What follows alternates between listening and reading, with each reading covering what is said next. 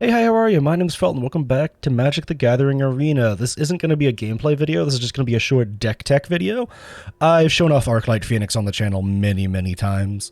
So if you want to see how the deck functions, please go check out one of my other videos. This is just an updated version of the deck, which I will include my version of the deck list down in the description below. Make sure you go click on it if you want to see what I'm running.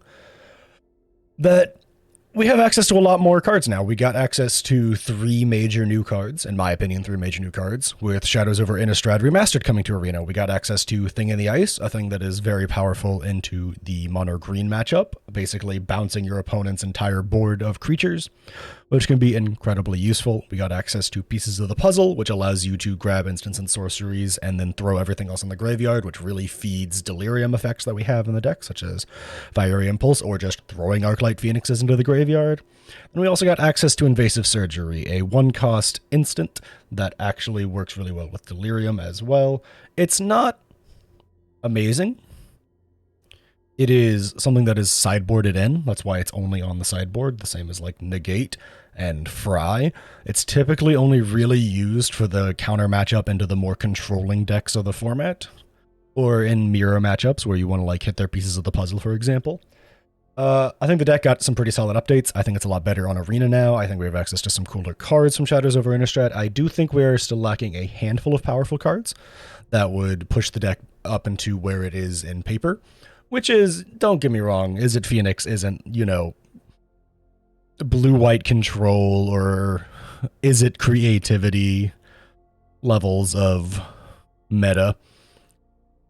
It's, you know, it's like, it's a deck that is well known and played and people sideboard for it, so you know it's part of the meta, but it's not a top tier deck. But we are still missing a handful of cards that really pushed it over the edge. We're missing, most importantly, our Delve cards. We are still missing Treasure Cruise and Temporal Trespass. But we don't have any Delve cards on Arena yet at all, so we just don't have access to those quite yet.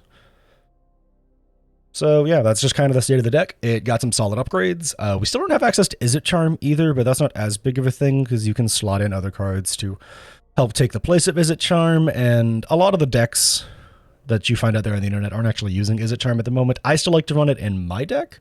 I still think it's a very useful 2-drop to include in the deck, but some people like to phase it out in favor of more aggressive tempo-y plays on the main board and maybe just include it on the sideboard. My sideboard is included. This is pretty similar to my actual physical deck sideboard, very close to what I run there. I actually run Sweltering Suns over Brotherhood's End, but I don't have Sweltering Suns on Arena, and I'm not wasting rare wild cards to craft Sweltering Suns when I have a very similar card in Brotherhood's End. Some matchups Brotherhood's End is better anyways.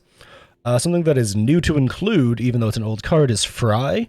I've run into blue-white control a handful of times in matchups on Arena lately. It seems to be gaining a little bit of popularity because of just the sheer power of the stuff like Izzet Creativity showing up, and stuff like Greasefang Combo, and also stuff like Mono Green Devotion, a lot of which are very close to their actual physical counterparts.